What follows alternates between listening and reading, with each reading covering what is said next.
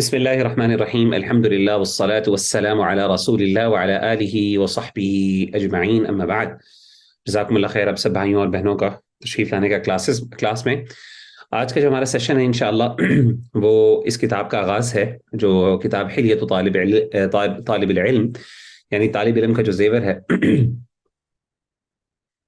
اس کتاب کا آج انشاءاللہ ہم پہلا سیشن جو ہے یہ پہلا پوائنٹ جو خاص طور پہ مصنف رحمہ اللہ نے جس پر ایمفیسس کیا ہے ہم اس پہ انشاءاللہ بات کریں گے. اور وہ پہلی چیز جس پہ مصنف نے بات کی ہے وہ یہ ہے کہ علم جو ہے وہ ایک عبادت ہے. ٹھیک ہے، علم کا حصول وہ اللہ تعالیٰ کی طرف سے ایک ایسی چیز ہے جس کے لیے ہمیں اللہ نے پیدا کیا ہے. قرآن مجید میں اللہ تعالیٰ فرماتے ہیں وَمَا خَلَقْتُ الْجِنَّ وَالْإِنسَ إِلَّا لِيَعْبُدُونَ کہ نہیں میں نے پیدا کیا جنوں انسانوں کو مگر اپنی عبادت کے لیے، اپنی بندگی کے لیے. تو اس بندگی کے اوور آل جو نظریہ ہے یا اوور آل آپ سمجھ لیں ایک سٹرکچر ہے، اس کے اندر علم کا حصول ایک بنیادی حیثیت رکھتا ہے.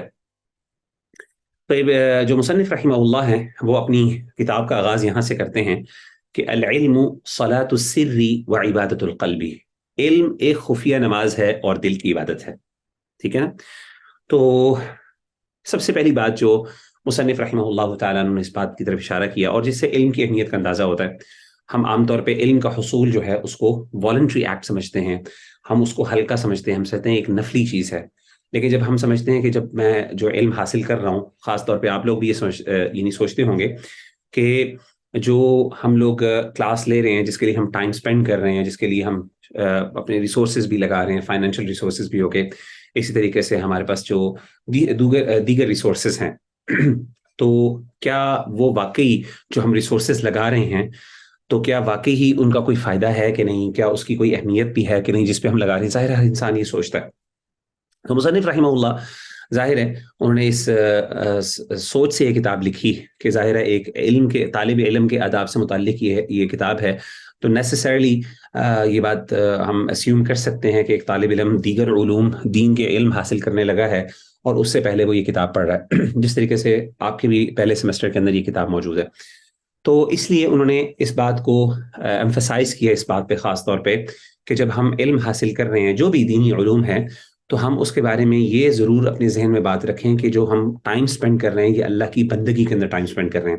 تو ایک دم اس عمل کے اندر ظاہر ہے انسان کا اخلاص بھی آ جاتا ہے ڈیفینیٹلی. اسی طریقے سے جب انسان کو کچھ مشکلات آتی ہیں جو ڈیفینیٹلی آپ کو آئیں گے، بھی آپ کا پہلا سیمسٹر ہے، جب آپ سیکنڈ یا تھرڈ یا فورتھ سیمسٹر میں جائیں گے تو آہستہ آہستہ ظاہر ہے شیطان جو ہے وہ آ کے انسان کے لیے پرابلمس کریٹ کرتا ہے کئی اعتبار سے. بعض اوقات ویلڈ ریزن بھی ہوتے ہیں بعض اوقات، لیکن بعض اوقات انسان کے اندر سستی آ جاتی ہے اور وہ کہتا ہے کہ یار یہ مشکل ہو گیا، میرے لیے ٹائم نکالنا مشکل ہے، یا پھر انسان آہستہ آہستہ اپنا انٹرسٹ لوز کر لیتا ہے. تو بہرحال علم کا حصول جو ہے یہ ایک مشکل کام ہے، اس کے لیے آپ کو جان لگانی پڑتی ہے، ٹائم لگانا پڑتا ہے، بعض اوقات آپ کو اپنے کمفرٹ زون سے باہر نکلنا پڑتا ہے. بہت سے ایسے ٹیچرز سے بھی آپ کا ڈیفینیٹلی پالا پڑے گا یا پڑا ہوگا اب تک، جو شاید آپ ان کو اتنا پسند نہ کریں یا آپ کو ان کا پڑھانے کا انداز پسند نہ آیا ہو. لیکن جب انسان کے ذہن میں یہ بات ہوتی ہے کہ یار یہ میں جو کام کر رہا ہوں یہ اللہ کی ایک بندگی اور اللہ کی طرف سے ایک عبادت ہے، تو ظاہر ہے انسان جو ہے وہ اس کے بارے میں کیا ہوتا ہے، انسان کی موٹیویشن بڑھ جاتی ہے. تو پہلی جو سٹیٹمنٹ جو مصنف رحمہ اللہ کی ہے وہ یہ ہے العلم صلاة السر، یہ خفیہ نماز ہے. ٹھیک ہے نا؟ ظاہر ہے جو علم کا حصول ہے وہ ایک خفیہ چیز ہے، وہ نظر نہیں آتا کہ ایک بندہ کتنا بڑا عالم ہے انلیس کہ وہ بولے یا پھر عمل کرے. وعبادۃ القلب، اور دل کی عبادت ہے. اس حوالے سے مجھے ایک شعر یاد آیا اچانک ابھی ذہن میں، سیدنا علی رضی اللہ تعالیٰ عنہ کے حوالے سے، علم کی اہمیت کے حوالے سے. وہ فرماتے ہیں کہ رضینا بقسمت الجبار فینا لنا علم وللجہال مال فإن المال يفنى عن قریب وإن العلم يبقى ولا يسال. وہ کہتے ہیں جو جبار یعنی اللہ تعالیٰ کی جو صفت ہے جبر والی، کہ ہم ان کی اللہ کی جبر والی تقسیم پر راضی ہیں جو اس نے ہمارے درمیان کر دی. تقسیم کیا تقسیم کر دی؟ کہ اللہ تعالیٰ نے ہمارے لیے علم کو چنا اور جاہلوں کے لیے مال کو چنا. تو ہمیں اللہ نے مال اتنا زیادہ نہیں دیا، لیکن اللہ نے ہمیں علم کی نعمت سے نواز دیا، اور جو جاہل ہیں اللہ تعالیٰ نے ان کو مال کی نعمت سے نوازا. تو کہتے ہیں کہ اللہ کی اس تقسیم سے ہم اس لیے راضی ہیں کیونکہ فإن المال يفنى عن قریب، مال ہے اس نے تو عن قریب فنا ہو جانا ہے.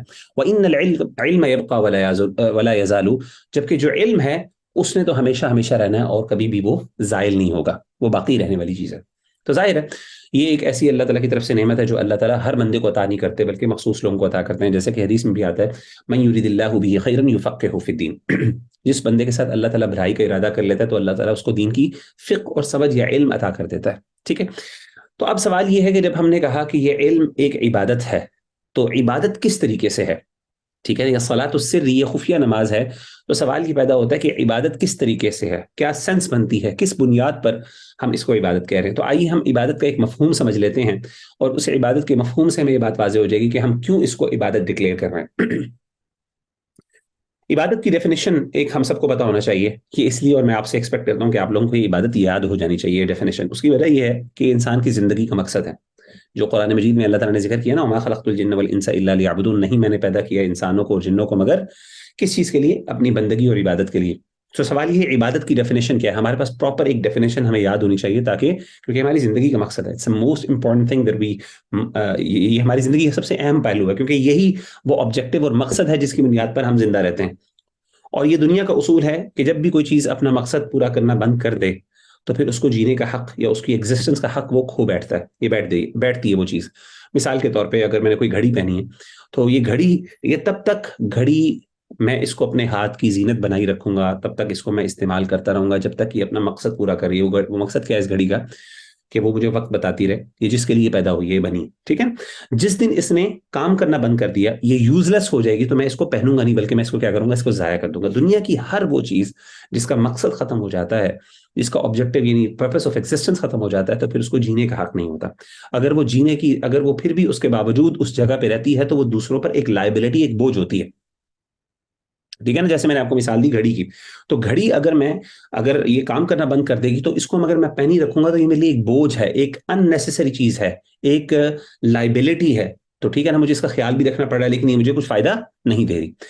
تو عبادت کا مفہوم ہمیں آنا چاہیے، اس کی ڈیفینیشن آپ کو یاد کرنی چاہیے. اور کیوں میں نے آپ کو بتایا؟ کیونکہ ہماری زندگی کا مقصد ہے.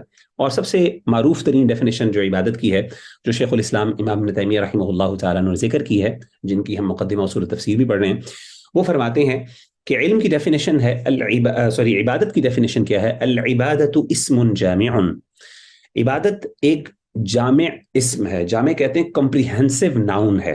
جامع کا مطلب ہوتا ہے وہ چیز جو بڑا کمپریہنسو ہے، جو یعنی جس کے اندر بہت سی چیزیں اکٹھی ہو جاتی ہیں. یہ مخصوص نہیں، یہ بہت مختصر، یہ آپ سمجھ رہے ہیں، بہت اسپیسیفک نہیں ہے بلکہ جامع چیز ہے.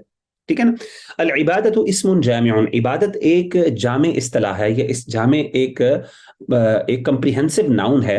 لکل ما یحبہ اللہ ویرضاہ، اور یہ ہر اس چیز کے لیے استعمال ہوتا ہے جس کو اللہ تعالیٰ پسند کریں اور جس سے اللہ راضی ہو جائیں. ہر وہ عمل، ہر وہ چیز، آگے اس کی وضاحت آئے گی، جو اللہ کو پسند ہو اور جس کے کرنے سے اللہ راضی ہو جائیں، اس کے اوپر عبادت کا مفہوم لاگو ہوتا ہے. یہ عبادت کی ٹرم اس کے لیے استعمال کی جا سکتی ہے. من الاقوال والاعمال، اب یہ تفسیر ہے اس کی. من الاقوال والاعمال، چاہے وہ قول میں سے ہو چاہے وہ اعمال میں سے ہو. اور اعمال میں سے بھی کون سے اعمال؟ الباطنۃ والظاہرۃ، جو باطنی اعمال ہیں، انٹرنل ایکشنز ہیں، انٹرنزک ایکشنز ہیں، وہ الظاہرہ اور ظاہری ایکسٹرنل ایکشنز ہیں. ٹھیک ہے نا، دل کے اعمال ہوں چاہے انسان کے جسم کے اعمال ہوں اور چاہے وہ اقوال ہوں، ہر وہ عمل چاہے وہ باطنی ہو چاہے ظاہری ہو، اور ہر وہ قول جو ظاہری ہو یا انسان کے دل میں ہو، اگر وہ اللہ تعالیٰ اس سے راضی ہوتے ہیں اور اللہ کو اس سے محبت ہے تو وہ عبادت ہے، وہ عبادت کی ڈیفینیشن کے اندر شامل ہے. ٹھیک ہے، تو اب یہ آپ نے یاد کرنا ہے. العبادت، عربی کی ٹرم یاد کرنی ہے آپ نے، اردو نہیں یاد کرنا. ٹھیک ہے نا، تو العبادت اسم جامع. آپ میرے ساتھ ساتھ پڑھیں، ٹھیک ہے نا، میں پڑھ رہا ہوں تو آپ لوگ ظاہر ہے اس کے پیچھے مجھے فالو کریں. العبادت اسم جامع لکل ما يحبه اللہ ويرضاه من الاقوال والاعمال الباطنۃ والظاہرۃ. ٹھیک ہے نا، زبر زیر پیش ٹھیک ہونی چاہیے. ویسے اس پہ زبر زیر پیش نہیں میں نے لگائی، لیکن میں انشاءاللہ اس پہ زبر زیر پیش بھی لگا دیتا ہوں. اصل میں اس لیپ ٹاپ میں جو میرے پاس یہ والا کمپیوٹر ہے، میرا نیا کمپیوٹر ہے، تو اس کے اندر نا وہ نہیں ہے، یعنی میں نے اپنا کی بورڈ نہیں ابھی تک سیٹ کیا. میرا پچھلا جو پرانا لیپ ٹاپ تھا اس میں نے اپنا کی بورڈ سیٹ کیا تھا، اس میں مجھے زبر زیر پیش لگا لیتا تھا. تو میں کوشش کرتا ہوں کہ آپ کو میں انشاءاللہ ایک گروپ پہ بھی شیئر کر دوں، تو یہ آپ نے یاد کرنی ہے ڈیفینیشن. العبادت، عبادت اسم جامع، یہ ایک جامع اصطلاح ہے، یہ ایک کمپریہنسو ناؤن ہے. لکل ما یحبہ اللہ ویرضاہ، یہ ہر اس چیز، لکلی ہر ایک کے لیے، ہر چیز کے لیے، ما یحبہ اللہ جس سے اللہ محبت کرے، ویرضاہ اور جس سے اللہ راضی ہوں، وہ چیز من الاقوالی اقوال میں سے ہو، والاعمالی یا اعمال میں سے ہو، الباطنتی چاہے باطنی ہو، والظاہرتی چاہے وہ ظاہری ہو. تو ایک اس طریقے سے انسان کے باطنی اقوال بھی ہوتے ہیں، باطنی اعمال بھی ہوتے ہیں. باطنی اقوال اور اعمال کون سے ہوتے ہیں؟ انسان ذرا دل میں جو باتیں کرتا ہے، ظاہر ہے وہ باطنی اعمال ہیں، باطنی اقوال ہیں. اور اس طریقے سے جو دل کے اعمال ہیں، مثال کے طور پہ محبت کرنا، غصہ کرنا، حسد کرنا، یہ سارے دل کے اعمال ہیں. ان کو اعمال القلوب کہا جاتا ہے، باطنی اعمال کہا جاتا ہے.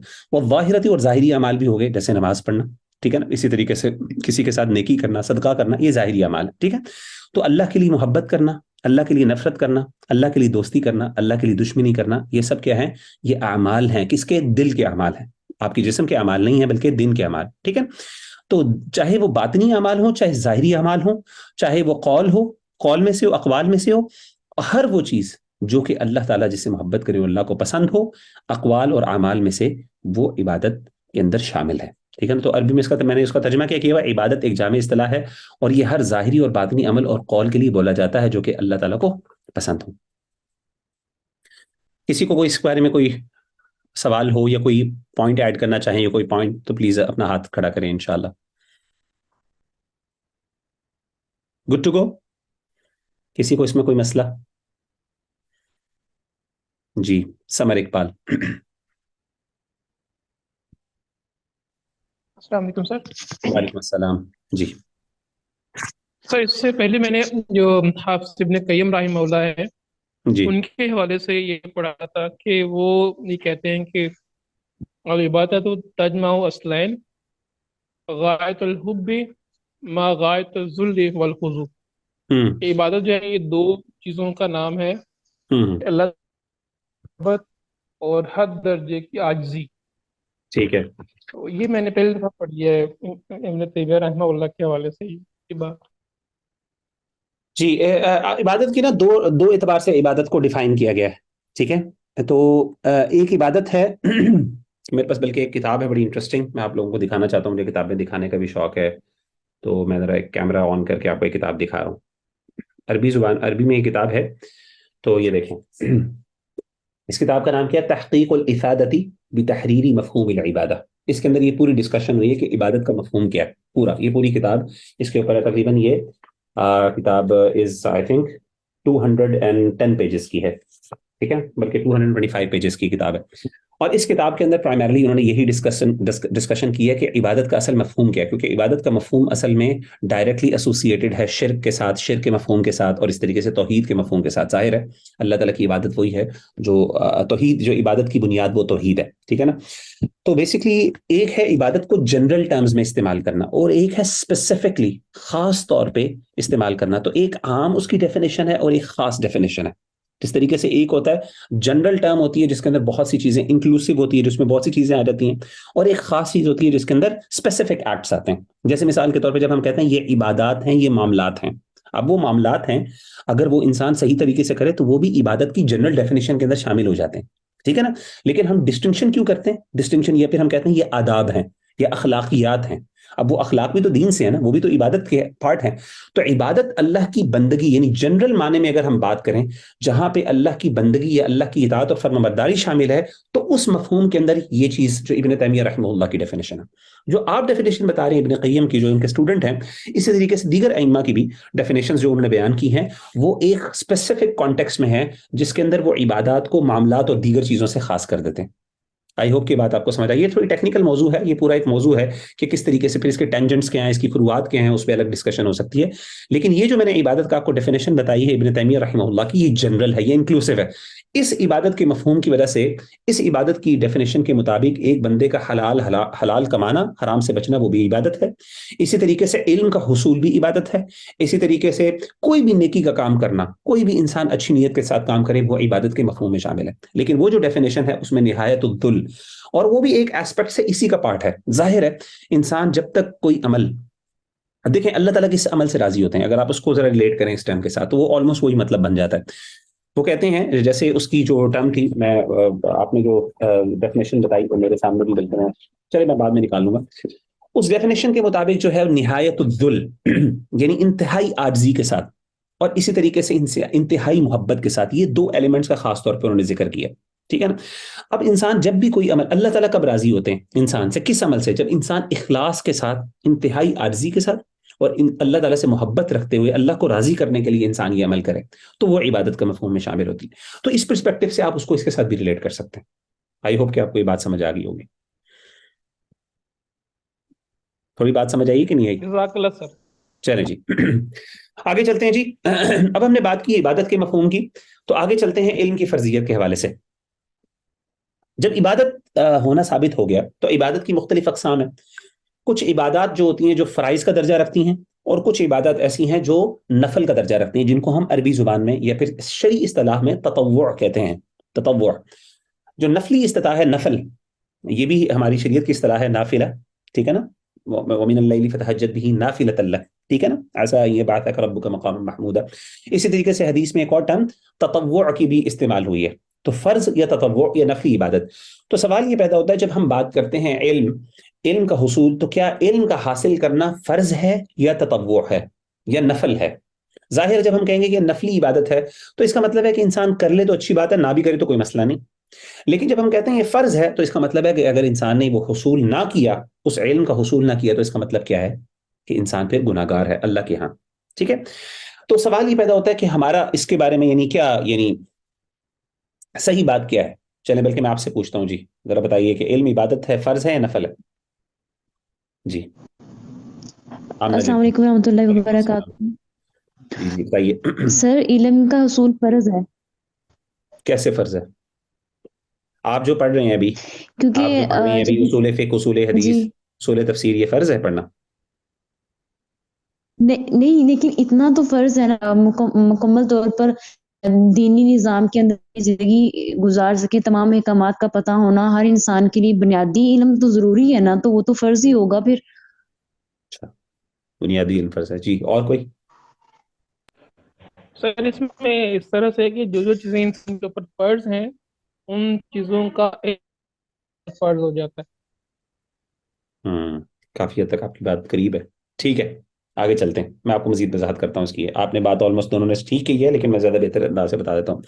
چلیں, سب سے پہلی بات تو یہ کہ یاد رکھیے گا کہ علم کی فرضیت اس بات سے ثابت ہوتی ہے کہ عمل کے لیے, پہلا پوائنٹ جو سمجھنے والا ہے, عمل کے لیے علم کا حصول فرض ہے. یاد رکھیے گا جب بھی آپ نے کوئی عمل کرنا ہے تو پہلے علم حاصل ہوتا ہے, پہلے علم حاصل کرنا پڑتا ہے, اس کے بعد اس پر عمل ہوتا ہے. ایسا نہیں ہوتا کہ آپ پہلے عمل کریں اور بعد میں علم حاصل کریں. مثال کے طور پہ اگر میں آپ سے کہوں گا نماز پڑھیں, تو یہ قرآن حکم دیتا ہے یا دین حکم دیتا ہے کہ نماز پڑھیں, تو نماز کو پڑھنے کے لیے اس سے پہلے علم حاصل کرنا فرض ہے یا علم اس کو پڑھنے کے بعد حاصل کرنا فرض ہے اس کے بارے میں؟ پہلے. ٹھیک ہے نا. ڈیفینیٹلی, obviously اگر آپ کو نماز پڑھنی نہیں آتی تو آپ کیسے پڑھ سکتے ہیں؟ ٹھیک ہے, ڈیفینیٹلی. تو پہلی بات تو یہ ہے کہ علم کا حصول جو ہے, علم کا حصول وہ فرض ہے. علم کا حصول ہے, فرض ہے, وہ ایکشن سے پہلے ہے. ٹھیک ہے نا. تو اب ہم نے اعمال تو کرنے ہیں, ٹھیک ہے نا. عبادت سیلف جو ہے وہ عمل ہے. تو عبادت جب ہم نے کرنی ہے, اللہ تعالیٰ کی بندگی کرنی ہے, تو اس کے لیے ہمیں سب سے پہلے یہ سیکھنا ہے کہ وہ عبادت کرنی کیسے. اب یہ استدلال کہاں سے, کیسے پتا چلے گا کہ جی علم فرض ہے, علم کا حصول فرض ہے؟ آئیے, قرآن مجید کی آیت ہے فَاعْلَمْ أَنَّهُ لَا إِلَهَ إِلَّا اللَّهُ وَاسْتَغْفِرْ لِذَنبِكَ وَلِلْمُؤْمِنِينَ وَالْمُؤْمِنَاتِ وَاللَّهُ يَعْلَمُ مُتَقَلَّبَكُمْ وَمَثْوَاكُمْ. ٹھیک ہے. اس آیت سے استدلال کیا جاتا ہے, علماء کرتے ہیں کہ اس بات سے پتا چلتا ہے کہ علم قول اور عمل سے, بلکہ بات کہنا ہے, جو بات ہے نا, بات کہنے سے پہلے بھی آپ کو علم ہونا چاہیے. دیکھیں اگر آپ کوئی بات کریں, مثال کے طور پہ میں اگر کوئی سیشن ڈیلیور کر رہا ہوں ابھی کلاس کے بارے میں, تو ڈیفینیٹلی یہ بات ضروری ہے کہ مجھے اس کے بارے میں علم ہوگا. وداؤٹ نالج بات کرنا اٹ سیلف ایک ریپریمینڈیبل ایکشن ہے, ایک غلط ایکشن ہے. بغیر علم کے بات کرنا اٹ سیلف ایک غلط بات ہے. تو امیجن کریں کہ مجھے اللہ نہ کرے میں آپ کے سامنے بیٹھ کے پڑھا رہا ہوں اور مجھے خود علم ہے ہی نہیں, جس موضوع پر میں بات کر رہا ہوں مجھے اس کا علم ہی نہیں, تو یہ زیادتی ہے, یہ ظلم ہے. ٹھیک ہے نا. اور یہ obviously یہ چیز درست نہیں ہے. یہ یعنی دنیا کے کسی جگہ پہ بھی اس چیز کو قبول نہیں کیا جائے گا. اس چیز کو چاہیے کہ ہمارا دین اس کو قبول کرے. تو ہمیشہ علماء کہتے ہیں کہ قول اور عمل سے, العلم قبل القول والعمل, علم کا حصول قول اور عمل سے پہلے فرض ہے. ٹھیک ہے نا. علم کا حصول فرض ہے قول اور عمل سے پہلے آپ نے کوئی بھی بات کرنی ہے دین کے بارے میں نے کہا دنیاوی معاملات کے بارے میں بھی obviously جب آپ کو بولنا چاہیے تو آپ کو اس سے پہلے علم ہونا چاہیے اس کے بارے میں، لیکن دین کے معاملے میں تو فرض ہے کہ آپ نے اگر دین کے معاملے میں کوئی بات کرنی ہے تو اس کے لیے ضروری ہے سب سے پہلے آپ کے پاس اس کا علم ہو، اور ظاہر ہے جب آپ نے عمل کرنا ہے تو اس کے لیے بھی ضروری ہے کہ آپ سے پہلے آپ کے پاس اس کا علم ہو. جیسے مثال کے طور پہ نبی صلی اللہ علیہ وسلم نے فرمایا کہ جس بندے نے بغیر علم کے یعنی ہمارے دین میں اس کے بارے میں کئی یعنی قرآن مجید میں آیت ہے آیت میرے ذہن سے میں آپ کو آرام سے آگے چل کے بتاتا ہوں انشاءاللہ، بلکہ میں آپ کو ایک منٹ نکال دیتا ہوں جی. سورۃ النحل کی آیت ہے جی، یا بلکہ سورۃ الروم کئی جگہ پہ اللہ تعالیٰ نے اس چیز کا ذکر کیا. سورۃ الروم میں اللہ کہتے ہیں بل اتبع الذین ظلموا اہواءہم بغیر علم، پیروی کی ان لوگوں نے جنہوں نے ظلم کیا اپنی خواہشات کا بغیر علم کے. اسی طریقے سے لیحملوا اوزارہم کاملۃ یوم القیامہ ومن اوزار الذین یضلونہم بغیر علم الا ساء ما یزرون. Let them bear their burdens in full on the day of judgment, as well as some of the burdens of those who misled without knowledge. Evil indeed is what they will bear. تو اللہ تعالیٰ کفار کی بات کرتے ہیں وَإِذَا قِيلَ لَهُمْ مَاذَا أَنزَلَ رَبُّكُمْ قَالُوا أَسَاطِيرُ الْأَوَّلِينَ. اگر آپ پچھلی آیت کا ذرا آپ اس کو کانٹیکس میں دیکھیں، اللہ تعالیٰ کہتے ہیں کہ یہ جو کافر ہیں جب ان کے سامنے اللہ تعالیٰ کی آیات بیان کی جاتی ہیں تو یہ کہتے ہیں پرانے لوگوں کی قصے کہانیاں. تو اللہ تعالیٰ کہتے ہیں یہ ان کے لیے قیامت کے دن ایک بوجھ بن جائے گا، یہ اپنا بھی بوجھ اٹھائیں گے اور جن لوگوں کو انہوں نے بغیر علم کے گمراہ کیا ان کا بھی قیامت کے دن یہ بوجھ اٹھائیں گے. الا ساء ما یزرون، یہ بہت برا ہے بوجھ جو وہ اٹھاتے ہیں. تو قرآن مجید میں اس طرح کی بہت سی جو ہے نا وہ بارے میں اس طرح کے احادیث بھی موجود ہیں. بہرحال تو کہنے کا مطلب یہ ہے کہ علم جو ہے عمل سے پہلے علم جو ہے اس کا حصول عمل سے پہلے اور قول سے پہلے وہ فرض ہے. اب یہ آیت بڑی زبردست ہے، اس کے اندر اللہ تعالیٰ نے اس چیز کو جمع کیا. آپ دیکھیں فعلم، اللہ کہتے ہیں علم حاصل کرو، یہ جان لو انہ لا الہ الا اللہ، کہ نہیں ہے اللہ کے سوا کوئی معبود. یہ کلمہ توحید ہے. تو علم حاصل کرو قول سے پہلے. لا الہ الا اللہ کیا ہے؟ یہ توحید ہے، یہ اقرار ہے توحید کا. واستغفر لذنبک، پہلے قول کی بات کی، اس کے بعد کسی کی بات کی. واستغفر لذنبک، اور آپ اپنے گناہوں کا استغفار کیجئے. وللمؤمنین والمؤمنات، اور اسی طریقے سے آپ مومنوں مردوں اور عورتوں کے لیے بھی استغفار کیجئے. ٹھیک ہے. تو آپ دیکھیں کہ اللہ تعالیٰ نے کہا فعلم، پس آپ جان لیجئے، علم حاصل کیجئے. علم سے ہے انہ لا الہ الا اللہ، کہ اللہ کے علاوہ کوئی معبود نہیں. یہ قول ہے، لا الہ الا اللہ ایک ڈکلیریشن ہے، ایک قول ہے. تو اس سے پہلے آپ علم حاصل کریں. تو اللہ نے پہلے قول کو، پہلے علم کا ذکر کیا، اس کے بعد کہا قول کا ذکر کیا، اس کے بعد واستغفر لذنبک، استغفار کیجئے. استغفار ایک عمل ہے. تو علماء نے کہا کہ اس آیت کے اندر اللہ تعالیٰ نے یہ چیز واضح کر دی کہ قول اور عمل سے پہلے علم کا حصول فرض ہے. تو فعلم یہ امر ہے. عربی زبان میں آپ کو پتا ہے، آپ پڑھیں گے، یہ پتہ نہیں آپ نے پڑھا ہوگا، ایک فعل امر ہوتا ہے جس کے اندر حکم دیا جاتا ہے کسی بات کو کرنے کا. ٹھیک ہے نا. تو فعلم علم حاصل کرو. اور ایک اصول ہے، ایک قاعدہ آپ یاد رکھ لیں، آپ اس کو انشاءاللہ قواعد فقہیہ میں پڑھیں گے. فقہ کے اندر قواعد پڑھائے جاتے ہیں، پتہ نہیں آپ کے پاس، ہاں وہ آپ کے 7ویں 8ویں سیمسٹر میں ہوں گے جا کے قواعد فقہیہ. اس کے اندر ایک قاعدہ ہے الامر للوجوب، بلکہ اصول فقہ میں بھی شاید آپ پڑھیں گے الامر للوجوب، کہ امر کا جب صیغہ استعمال کیا جاتا ہے تو اس سے امپلائڈ کیا ہوتا ہے، اس کا مفہوم کیا ہوتا ہے، اس سے کیا مفہوم لیا جاتا ہے، نتیجہ کیا اخذ کیا جاتا ہے کہ یہ اب واجب ہے. وجوب جو ہے یہ وجب، یعنی یہ چیز واجب ہے، یہ فرض ہے. تو جب اللہ تعالیٰ جب کسی چیز کا یعنی امر کا صیغہ کریں گے یہ کرو، تو بائی ڈیفالٹ یہ اسیوم کیا جاتا ہے کہ یہ کیا ہے، یہ فرض ہے. نبی صلی اللہ علیہ وسلم بھی کہتے ہیں نا جب یہ کرو، تو اس سے کیا ہوتا ہے کہ اسیوم یہ کیا جاتا ہے، یہ نتیجہ یہ نکلتا ہے کہ یہ کام فرض ہے، یہ واجب ہے. الامر للوجوب یہ کہا جاتا ہے، یہ قاعدہ ہے. تو فعلم علم حاصل کرو فرض ہے، انہ لا الہ الا اللہ قول سے پہلے اور اس طریقے سے عمل سے پہلے. تو یہ انہوں نے علماء نے اس سے استدلال کیے. ٹھیک ہے. اچھا، امام بخاری رحمہ اللہ مشہور اسی آیت سے استدلال کرتے ہیں، اور یہ آیت کوٹ کرنے سے پہلے کیا کرتے ہیں، وہ اپنے کتاب جو صحیح بخاری ہے اس کے اندر اس بات کا ذکر کرتے ہیں کہ العلم قبل القول والعمل. امام بخاری رحمہ اللہ، آپ کو پتا ہے کتاب العلم سب سے پہلا ان کا جو باب ہے، یعنی جو ان کا صحیح بخاری اگر آپ کھولیں تو سب سے پہلے جو چیپٹر ان کا پہلا چیپٹر ہے وہ کتاب العلم ہے. تو اس کے اندر یہ وہی ہے، یہ پھر کتاب العلم ہے. بہرحال تو اس کے اندر وہ کیا کرتے ہیں کہ ذکر اس بات کا کرتے ہیں کہ یہ آیت لے کے آتے ہیں اور اس آیت سے استدلال کرتے ہیں امام بخاری، اور یہ یعنی اپنے چیپٹر کی ہیڈنگ ڈالتے ہیں. اور ہیڈنگ جو ہے امام بخاری رحمہ اللہ اپنی صحیح بخاری کے اندر جتنی بھی ہیڈنگز ہوتی ہیں وہ فقہ ہے امام بخاری کی. ٹھیک ہے نا. تو وہ کہتے ہیں اس آیت کو کوٹ کرنے کے بعد العلم قبل القول والعمل، یا پھر یہ چیپٹر کا عنوان ڈالتے ہیں اور اس کے نیچے یہ آیت ذکر کرتے ہیں کہ العلم قبل القول والعمل، کہ علم کا حاصل کرنا قول سے پہلے اور عمل سے پہلے، اور یہ آیت ذکر کر دیتے ہیں. آگے وضاحت نہیں کرتے. تو علماء نے اس چیز پر غور و فکر کرنے کے بعد اس بات کا نتیجہ اخذ کیا کہ اس سے مراد امام بخاری رحمہ اللہ یہی لے رہے ہیں کہ اس سے حکم کا پتہ چل رہا ہے کہ اللہ تعالیٰ اس بات کا حکم دے رہے ہیں کہ قول اور عمل سے پہلے آپ نے علم کو حاصل کرنا ہے. تو جیسے فار ایگزامپل یہ علامہ ابن المنیر ہیں، وہ فرماتے ہیں کہ اراد به ان العلم شرط في صحة القول والعمل فلا يعتبران الا به فلا يعتبران الا به فهو متقدم عليهما. وہ کہتے ہیں کہ امام بخاری رحمہ اللہ کا اس سے کیا مراد ہے؟ وہ کہتے ہیں ان العلم کہ علم شرط، وہ شرط ہے، کنڈیشن ہے، فی صحت القول والعمل، کہ قول اور عمل کے صحیح ہونے کی شرط اور کنڈیشن کیا ہے؟ یعنی آپ کا قول اور آپ کا عمل تب تک صحیح قبول نہیں کیا جائے گا یا اس کو مقبول نہیں سمجھا جائے گا جب تک کہ وہ علم کی بنیاد پر نہ ہوگا. اگر علم ہوگا اور علم کی بنیاد کے اوپر ہی آپ کی سٹیٹمنٹ کو، آپ کے قول کو اور آپ کے عمل کو ویلیڈیٹ کیا جا سکتا ہے، اور اس کا کوئی اعتبار نہیں ہے اس کے بغیر، اور وہ ان سے متقدم ہے. فہو متقدم علیہما، وہ عمل اور وہ قول اور عمل سے متقدم ہے. یعنی امام ابن المنیر جو ہے، علامہ ابن المنیر، انہوں نے اس قول کی وضاحت کی. تو معلوم ہوا کہ عمل جو ہے وہ یعنی علم کا حصول عمل سے اور قول سے پہلے ہے، جیسے کہ اس آیت سے پتہ چلا.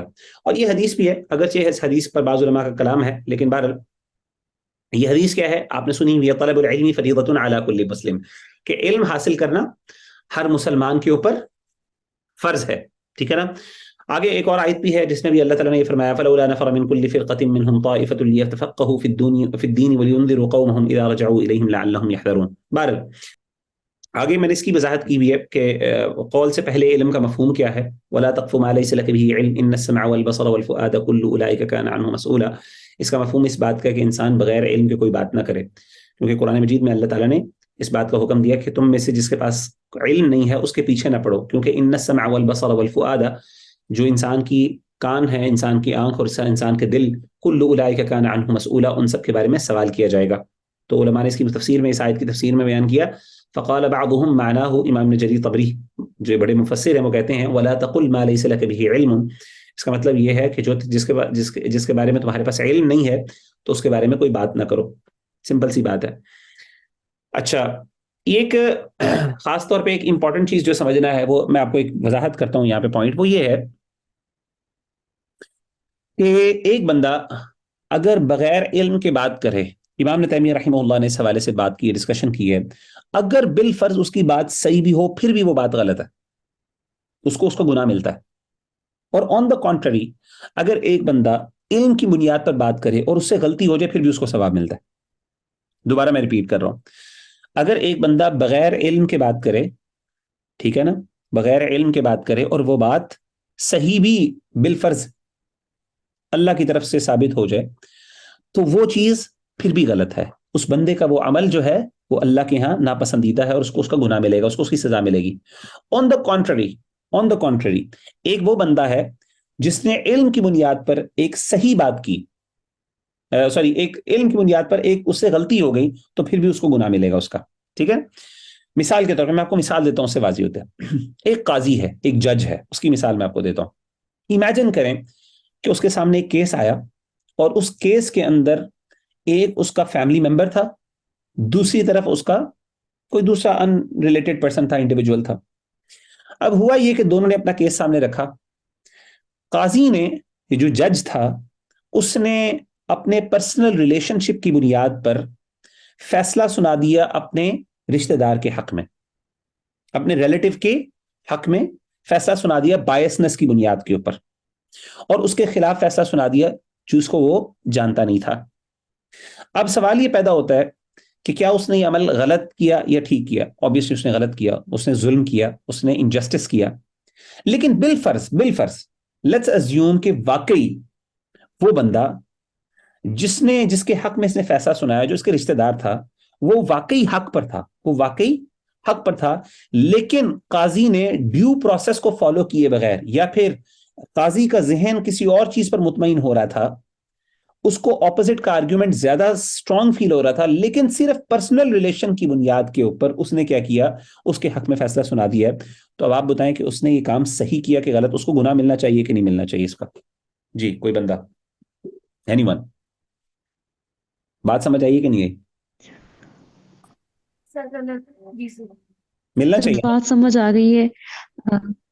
ہاں ملنا چاہیے اس کو, ٹھیک ہے نا, اس کو ملنا چاہیے جی ملنا اگرچہ نتیجہ اس کا ٹھیک تھا یعنی, لیکن غلطی کس بات کی تھی کہ اس کو ایک قاضی کو وہ فیصلہ کرنا ہے جو اس کو سمجھ آ رہی ہے, جو اس کا فہم بتا رہا ہے, جو اس کی ایکسپرٹیز کی بنیاد پر جو نتیجہ اس کے سامنے آ رہا ہے.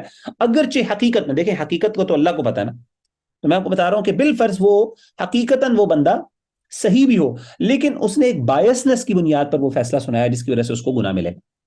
بالکل یہی مثال ہے ایک بندے کی جس نے بات کی بغیر علم کے.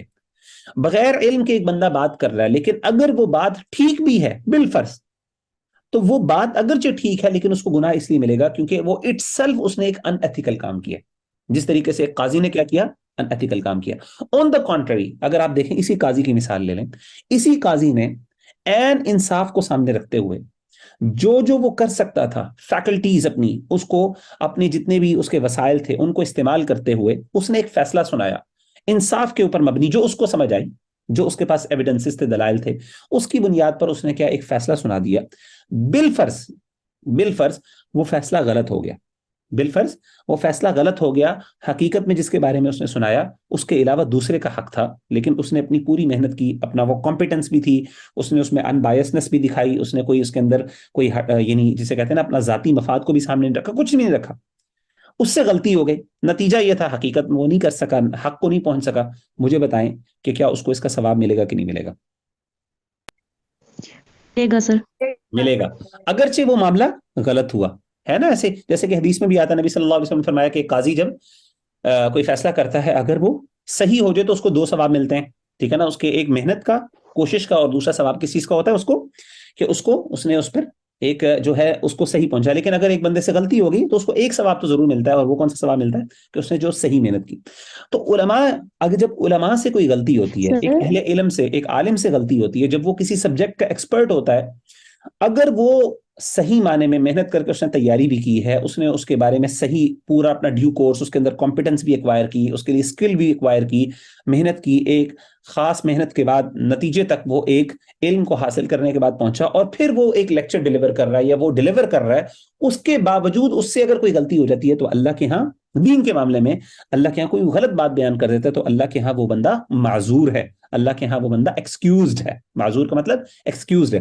لیکن آن دا کانٹری ایک وہ بندہ جو کہ بغیر علم کے صحیح بات بھی کر رہا ہے لیکن علم اس نے حاصل نہیں کیا, اس کو اس بات کا پتہ ہی نہیں ہے, تو اٹ سیلف وہ ایک ان ایتھیکل کام کر رہا ہے, اس سے نتیجہ نکلتا ہے اور وہ نقصان دہ بھی ہو سکتا ہے. جی حمیرہ, آپ کچھ کہنا چاہ رہی ہیں؟ جی السلام علیکم.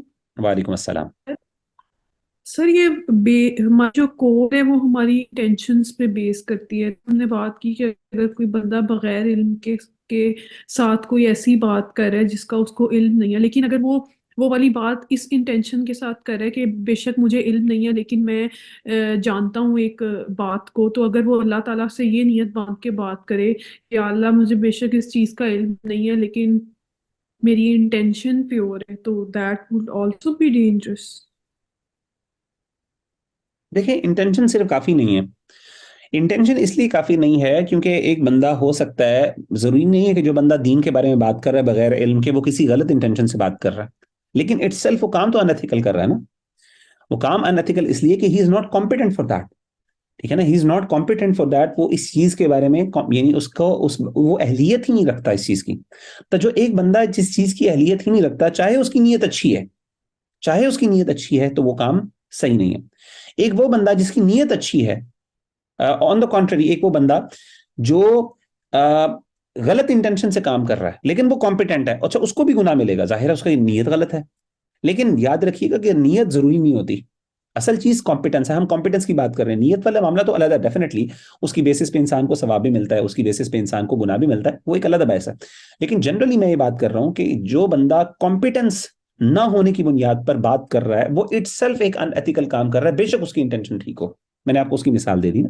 ایک قاضی ہو سکتا ہے کہ وہ انٹینشن اس کی بری نہ ہو, اچھی انٹینشن کے ساتھ کر رہا ہو, لیکن کیا ہے وہ غلطی کر رہا ہے, اس کو پھر بھی اس کو کیا کرے گا, اس کو جو ہے نا وہ اگر وہ کمپیٹنٹ نہیں ہے, فار ایگزامپل مثال کے طور پہ قاضی ہے, وہ ایک کسی ایسے مسئلے کے بارے میں فیصلہ سنا رہا ہے جس کے بارے میں اس کو فہم ہی نہیں ہے, لیٹس اسیوم دیٹ, ٹھیک ہے نا. یہ بھی ایک مثال لے لیں. مثال کے طور پہ ایک وراثت کا مسئلہ اس کے سامنے آ جاتا ہے, انہیریٹنس کا ایشو آ جاتا ہے اس کے سامنے. یہ ایک قاضی ہے کیونکہ قاضی جو ہے جب فیصلے کرتے ہیں تو obviously بہت سے ٹینجنٹس ہوتے ہیں، مختلف معاملات ہوتے ہیں، اس کے بارے میں فیصلہ مثال کے طور پہ ایک تجارتی مسئلے کے بارے میں فیصلہ کرنا چاہ رہا ہے یا انہیریٹنس کے مسئلے کے بارے میں فیصلہ کرنا چاہ رہا ہے، انہیریٹنس کے مسئلے کے بارے میں وہ فیصلہ کرنا چاہ رہا ہے، تو اب وہ اس کو انہیریٹنس کا پتہ ہی نہیں ہے لیکن وہ اس کے بارے میں فیصلہ کر دیتا ہے، نیت اس کی اچھی ہے، ان بائسنس ہے، سب کچھ ہے، کیا اس نے صحیح کام کیا؟ نہیں، غلط کیا، اس کو یہ کرنا ہی نہیں چاہیے تھا، ٹھیک ہے نا، ان ایتھیکل کام ہے۔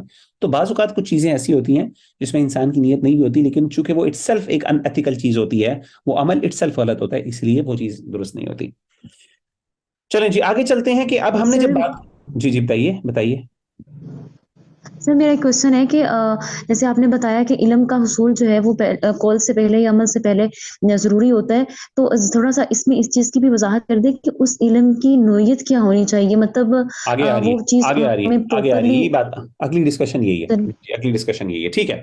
اب جب ہم نے بات کر دی کہ علم کا حصول فرض ہے، علم کا حصول فرض ہے، تو یہ سوال پیدا ہوتا ہے علم کا حصول کتنا علم حاصل کرنا فرض ہے؟ دیکھیں جب ہم obligation کی بات کر رہے ہیں، جب ہم فرضیت کی بات کر رہے ہیں نا، تو یہ بات ضروری ہے کہ ہم اس کی کوئی نہ کوئی لمٹ طے کریں، کیونکہ اگر وہ بندہ اس لمٹ کو نہیں پہنچ رہا تو، کیونکہ ہم جب کہہ رہے ہیں نا کہ وہ چیز فرض ہے، تو فرضیت کا مطلب یہ ہے کہ اگر وہ اس فرضیت کے اندر کوئی کمی کوتاہی کر رہا ہے تو وہ گناہ گار ہے۔ تو کیا علم کی کوئی سٹینڈرڈ ہے، کوئی بینچ مارک ہے، کوئی ایسا لیول ہے جس کا حاصل کرنا فرض ہے اور اس سے اوپر؟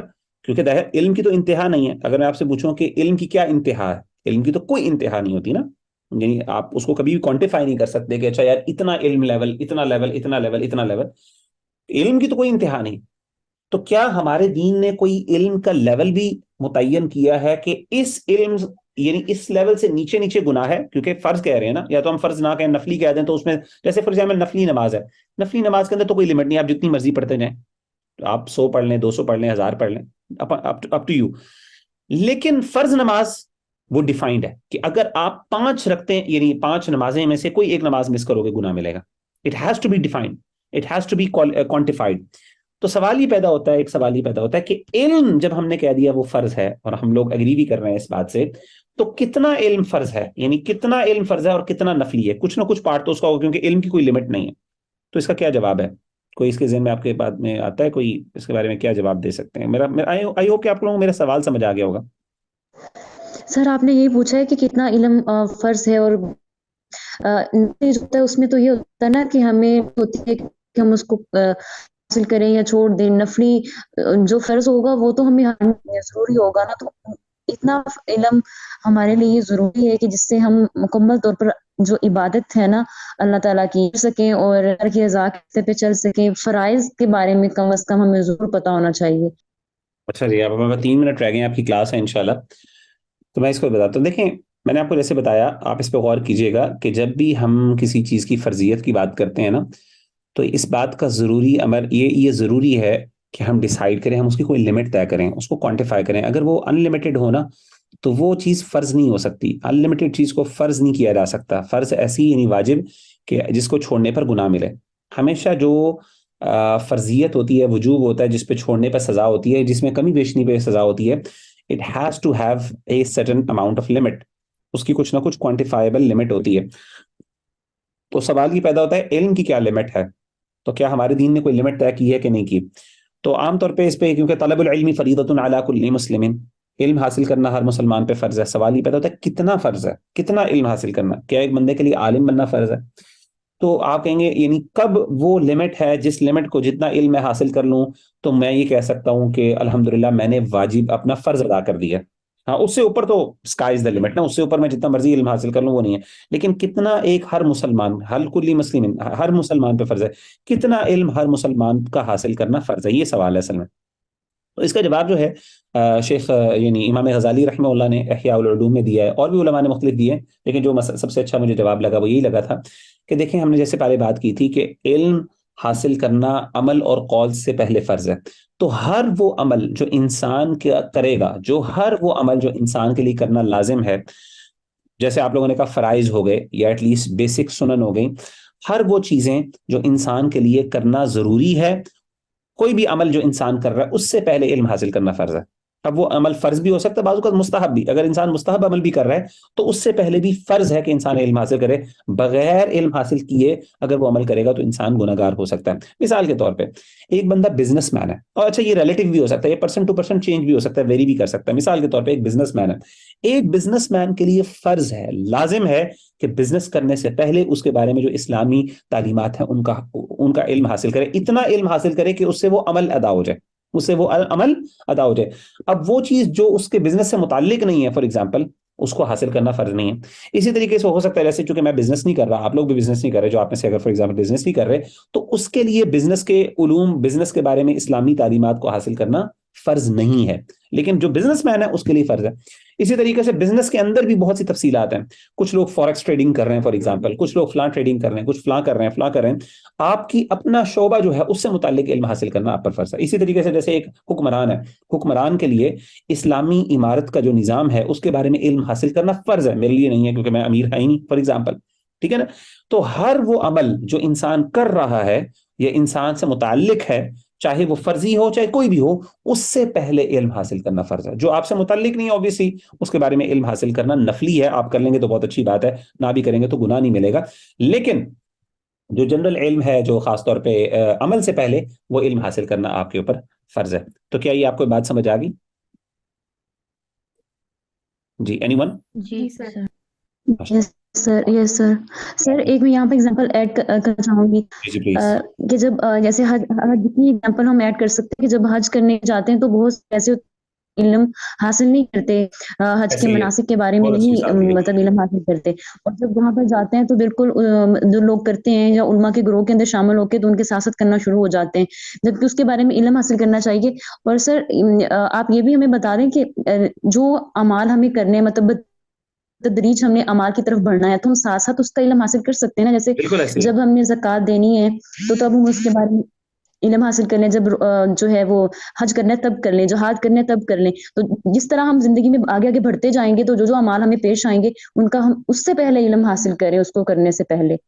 ایسے ہی ہے، بالکل یہی ایسے آپ ہی ہے. نے بتایا نا. جیسے جیسے گریجولی، اگین جیسے بہت اچھی آپ نے بات کی کہ بعض ایسے چیزیں ہوتی ہیں جس کا آپ کو فوراً علم حاصل کرنا پورا ضروری بھی نہیں ہے. گریجولی آپ علم حاصل کر سکتے ہیں، جیسے جیسے آپ سے متعلق وہ چیزیں ہوتی رہیں گی. جو چیزیں آپ سے متعلق نہیں ہیں، جو آپ سے کم ہے، تو آپ سمپلی اس کو آپ وقتی طور پہ نہ بھی علم حاصل کریں تو کوئی مسئلہ نہیں، وہ آپ سے ریکوائرڈ نہیں ہے. ٹھیک ہے نا؟ تو بس یہی ہے. باقی ہے کہ دنیاوی علوم کی حیثیت کیا ہے یہ آپ لوگ خود پڑھ لیجیے گا.